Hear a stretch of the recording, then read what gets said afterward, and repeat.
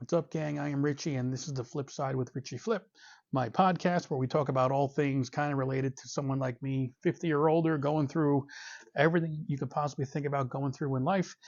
This is going to be a special podcast slash episode for me because I'm going to walk you through something. It was 9 years in the making to finally get done, and very proud of it. Kind of walk you through why I did it, when I did it, the inspiration behind it and where it's going to go from here. But let's get into it.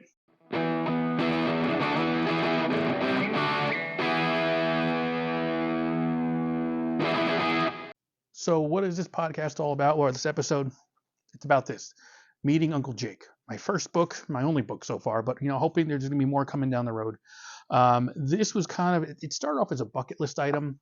And then as I went through this exercise and doing things and just really getting elbows deep into this and writing things I'd never thought about writing before in my life, you look back on it and it has really shaped a lot of the ways in terms of how I look at day-to-day things today, things in the past, looking forward.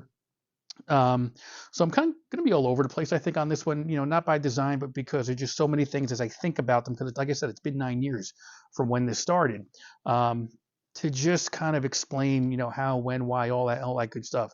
Like I said, this was a bucket list item. It was meant to be nothing more than that. I had started writing something even way before this, and it was brutally honest. To be brutally honest with you, it was awful. It was just terrible. I remember sitting at my laptop and my Word document was open and I'm just writing things and I was like, this is just god awful. And I think I put it away for quite a while and didn't even think about writing anything for a good amount of time. And then to kind of fast forward to February of 2016, and why is this important? Because this is kind of where everything kind of stemmed from, where it kind of this book started to take shape.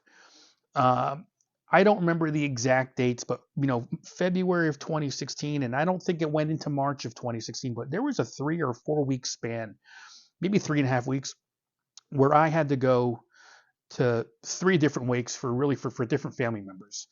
And again, we all do things differently, no matter where you are in the country, even in the world. But I could tell you, being in New Jersey, North Jersey, that whole Northeast area, when someone passes away, what you do is, you wake them, or you go to a wake, which is basically paying your respects. Where you go, it's usually a 2-hour session. It could be more than 2 hours. It could be more than 2 sessions. A 2 to 4 viewing, and then a 7 to 9 viewing, whatever it might be. Where you would go and just pay your final respects to whoever it was, a friend, a family member. It's just the way it was. And the joke that I always kind of said to everyone, who knows me, is that going to a wake was like going to a family reunion, because you see people you haven't seen in years, and there's a very good time the next time you see them is either going to be at somebody else's wake or funeral, or their wake or funeral themselves. And it's kind of like a little inside joke, I guess, but it truly was. You see people, you talk to people you haven't seen in years, and you say, hey, yeah, we're going to get together, let's do this and let's do that, and it never happens. However, I can say, as far as just a little personal note, that's something I did get to do with my cousins at one point, and one of them has passed on, unfortunately, but we still try to get together and just talk, and group text and group chats, just to kind of keep that flow of communication going. But these wakes I was going to was just because I was probably older. They just hit home a little harder, I think, is kind of the best way to really share it with you. Look, when you're in your teens or your 20s or even your 30s, the way you view or understand death is very different than I would think what you're going to experience in your 40s and 50s and going forward. Only because at that point, Father Time is not on your side and there's nothing you can do about it. So it just kind of got me thinking about that whole going to the wakes, and you're kind of getting to that older age group, and people are passing on, and you start thinking about yourself. And something clicked in me during this whole time when I was going to these 3 wakes. My father, and for one of them, I know my father wasn't able to go to either of my parents, because they were actually down in Florida on vacation, and they couldn't get back in time. They just couldn't do it. So I kind of went to represent the family. Somebody always would send, if you didn't go, someone from the family would go to represent and pay your respects. So, my father had told me to do that, and I did. And things that he has told me, he's passed a few years ago, but the things he always kind of told me stuck with me. And for some reason, I kind of zeroed back and zoned back on another wake we had gone to, and I had to be 10, 11 years old, maybe younger at this point. And it was for my uncle Alex. This was back in New Jersey as well.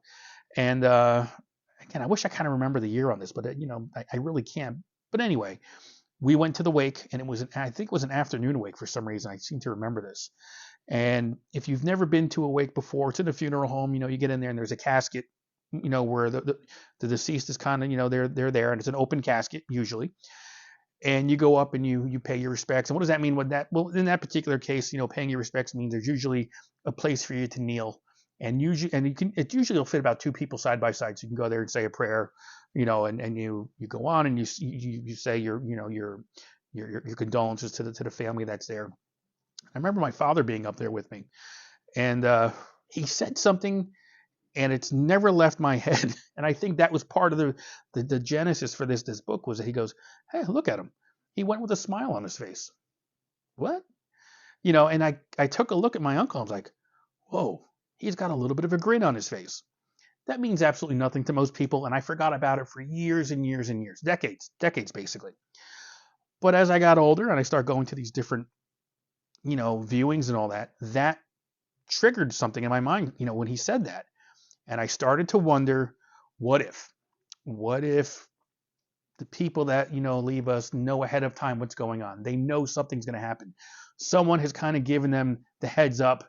You got a couple weeks, get ready for it, and maybe that's why, in this imagination of mine, he went with a smile on his face, because he was able to finish everything he needed to, and he went in peace. I don't know, that it was, all these thoughts started coming to me. And that was years ago, right? So over time, after these 3 weeks of going to these different viewings, I mean, again, you start thinking about things, and you almost obsessed with them in terms of how you're thinking about them. And oh my goodness, what happens when I go, and what's gonna, as you get older, that clock is ticking. And I kind of just channeled it into something as far as, hey, let's, dying, it is always going to be sad for somebody, but why not make it a little more interesting? And it's not necessarily what happens after death, but maybe what happens before it. If that makes any sense, maybe there's a way to prepare for it to make it a little bit easier for people. I don't know. And I just kind of went with this idea. And it was funny because, you start doing your research. Well, how do you write a book? And how do you do this? And well, you got to, develop your characters. You got to write these outlines, and you got to do this, and you got to do that. Beep, bop, bop, boop. I just sat down at my laptop and started typing. And it was just type, type, type, type. All right. Try to remember, okay, this is a person's name. Maybe jot it down, write it down, and then go from there. And that was how this book went from start to finish. I don't remember exactly when I started writing, but I guess it was maybe within that first year, I guess, because I do remember where I was typing out the beginning of it, and probably it was typing things out where I shouldn't have been typing them out, and maybe doing actual work, that sort of thing. But it just grew, and I started typing, started doing things, and this story started to take shape. So for meeting Uncle Jake, a lot of people, when I told people I was writing a book, well, what's it about? I didn't know. I still don't know what to tell people. I don't know how to explain it. It doesn't seem to fall into a category. And by all means, if you can put it into a category, do it. That'd be great.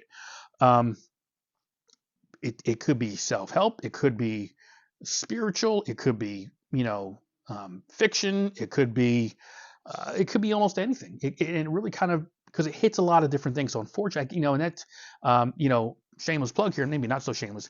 It's on Amazon. You can buy a hard, a paperback copy of it. You can download it from an ebook from Amazon. But when I was putting it up there, it's like, well, give it some categories. And that was like almost the hardest part for me to do, was to put it into a category.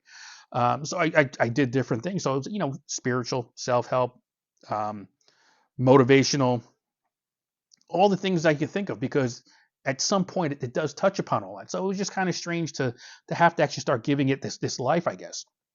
And it took me 9 years from the time, I guess, I started writing it to, I guess, last year, February of 25. is when it actually went live on Amazon, for people to see. And it just came in spurts. There's no other way to describe it. It wasn't like, I wasn't very structured in terms, okay, well, today I'm going to write and tomorrow I got to do this and then I'll write the next day. Uh, it came in huge chunks of just creativity, if you want to call it that. I would write something and it would stop. And then I seem to remember I knocked out about half of this book, or maybe even more, in about a 2-hour span where something clicked and I just sat down, typed, and off I went. So it definitely came in spurts. I wish would have been more, in a timely fashion, not less time, but that's how this seems to work. So, and I just went with it. And then unfortunately things happen. Life gets in the way. You can't do this, you can't do that. And then you got to start worrying about getting an editor. Are you going to publish it? And it got to the point where I was so turned off, I just stopped. The book was basically done. I had to go back and kind of, check a few things. But when you start running, price, well, someone's got to edit it, and it's going to be like 5 cents a word. It doesn't seem like a lot, but when it's 45,000 words, that adds up. So if you ever get a chance to read this book, in the forward of it, I have a huge thank you to my buddy Gary, who actually helped me with the editing. He seemed to really dig the book. So I kind of went that route, and he helped me. We got a lot done, and then it stopped again. And it was last year, early 25, I was like, this has to get done. This has to get done. I will do it myself. I will self-publish it myself. I'm going to publish it knowing that there's going to be maybe a couple train wrecks I didn't get to fix or change, or something's not going to be right. And that'll be that. And that was the motivation I needed to get this to the finish line. And I did. And it was amazing. It was, to say that I wrote a book, to say that I've got, and actually my cousin Michael, did the artwork for me. I told him, here's what I need. And he's like, all right, cool. And we did it and we got it done. So, that was a fantastic help for me as well, because I just, I'm not a graphic guy. I don't know what I'm doing. So we were able to get that done. And for all the things we're talking about here, I'm going to try to get links to everyone's information down below. Within, if depending where you're downloading this from, if there's a description there and you can pull some links and some names and things like that, I'm going to put it all down there for you so you guys can check it out. Especially if you want to, buy the book, Amazon. Just saying, shameless plug. But will it lead to another book? I don't know. I'm hoping it does. It'd be great. But it's just very time consuming, and there's like a million things I want to do, and I just don't know how to get there. But as far as the book itself, I kind of went off on this huge tangent. I told you I would. But what this book is about, I kind of alluded to it a little bit before. We talk about life after death and what happens. I wanted to take it from the approach of what happens just before death. Is there something going on that we don't know about? Something that maybe, I don't want to say look forward to. It's not what I'm trying to say, but you get a heads up. You get an idea in terms of when your time might be up, how this is going to work. And I went with that approach. And meeting Uncle Jake, I changed the name around. In reality, it should say meeting Uncle Jack. Uncle Jack was really my father's uncle, so he would have been my great uncle. He passed in 62, I think. So I never got to see him. He passed about 11 years before. Yeah, I think it was 11 years before I was born. And Uncle Jack and my grandfather were 2 of 5 siblings in the family. And, the only time I got to really see anything with Uncle Jack was a handful of photos, black and white photos. And when I say a handful, I mean, think about it. You got your phone, you could take 100 pictures in an hour, right? Whatever. I mean, I don't think they took 100 pictures in a decade, some of these people. So anything I got to know about him was through my father, some of his stories. He was World War I think it was, as far as he got a Purple Heart in World War I. So all these little things kind of came to mind. And the pictures were the only thing I knew of him. So I kind of went with that, and what would Uncle Jack really be like today? And if you talk, so it was a way for me to kind of connect with him. There was no other way to do it, basically.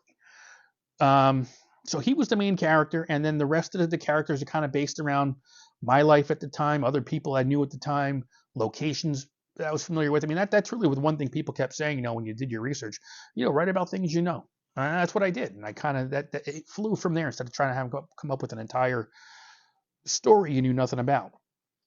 And this book is about Uncle Jake, the title, the character, and what his role is and how he is part of we all have an Uncle Jake in our family is what this was about.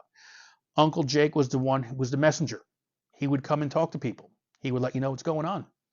So that's kind of where this stemmed from, kind of, that'd be cool, you kind of have someone in that type of communication, and where it goes from there, and how it really just kind of, threads together generations, literally, 3, 4, 5 generations of people within a family, even extended family.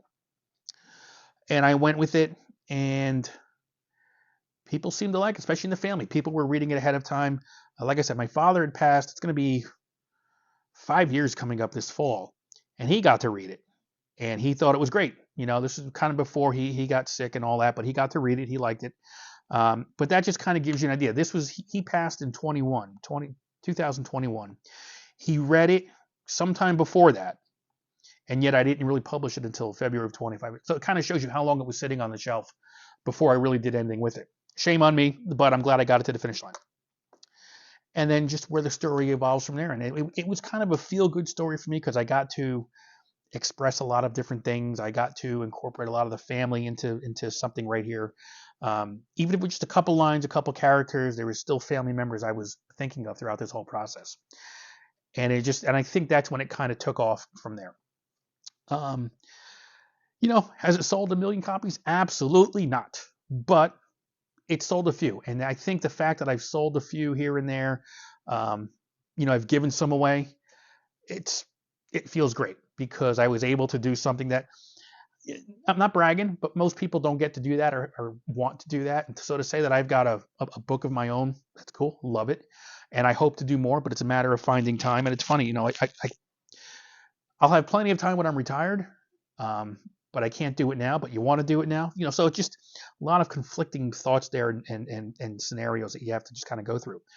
But I've been writing. I've been writing another book. It's about 20,000 words into it.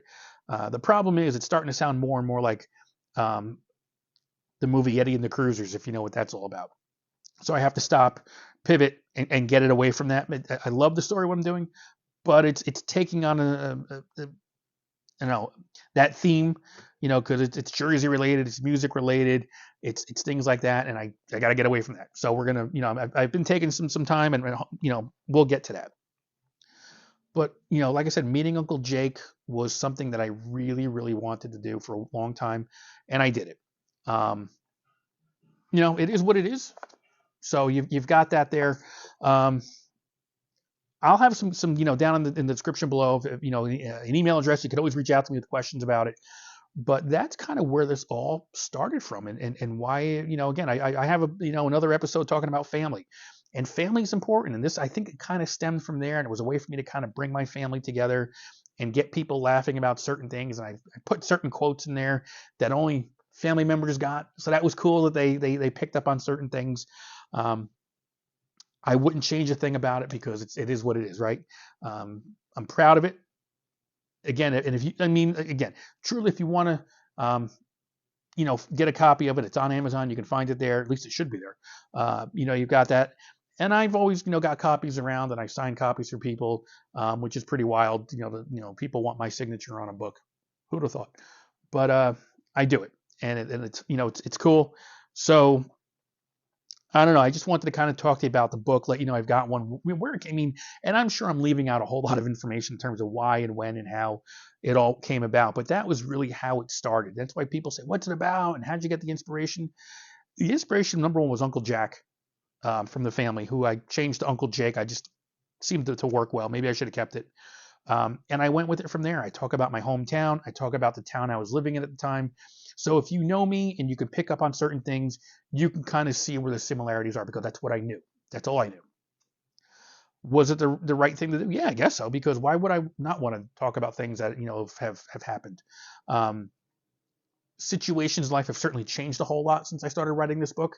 So there's no regrets with having to change anything, within the book or things like that. But, I really think I did the right thing with how I kind of just left the book the way it is. And that's really kind of where this comes from. Nothing more than that. I really thought it was something I'm very proud of. I hope to keep writing. I hope to keep doing more. And the whole thing with this book, I think when I started writing this book, that's the one thing I wanted to say. I'm glad I remembered. This was actually the beginning for me in terms of getting into social media. It seems kind of strange because I wasn't doing anything with my guitar channel, with any of my other YouTube channels. And again, all those links will be down below. But the Richie's Music Corner, which is I think the actual for YouTube, it's at Six String Fun. So it's youtube.com/Six String Fun, where I've been doing music lessons and guitar lessons and song tutorials since right before COVID started. So I think it was like February of 2020, which was after I'd started writing this book, obviously. But starting the book was really what kind of was that prime mover, that initial jump into social media platforms and just getting out there. Like if you go back and look at my first video for I forget, it was just like an intro to my guitar channel. I think I've watched it once since, and I just can't bring myself to do it. But I'm I'm not gonna bring it down. But it's like, hi, I'm Rich, and this is my guitar channel, and we're gonna learn how to play some stuff. Yeah, that's how you get the viewers. Yeah, that was great. But I learned a lot from it, right? And it just opened up a whole new world for me. And so that's kind of where I think it all started with this book as well. So a lot of things have come from this simple little topic for me in the last almost 10 years now, which is crazy to think about. So for everyone who's been along for the ride, I really do appreciate it. If you can, every little bit helps to keep the channels going and the podcast going. I got some links down below. You can find me on different platforms for any type of virtual donations. They go a long way. Not required, of course, but hey, it certainly is appreciated. And we're gonna end it from here. This is a lot to talk about, and maybe one day we'll come back and talk more about it. Because again, doing this book just kind of opened up a whole lot of other doors in terms of knowing more about the family. I had done family historian work before, but this opened up different things, and you find out different things about the family. So maybe we'll talk about more about that, down the road or something. But thank you again for sticking around. I do appreciate it. Podcasts, I try to do the episodes, try to do them every week. So I'm sticking to that formula. All of you who've taken the time to listen to them, I really do appreciate it. And I'll see you down the road. Later, folks.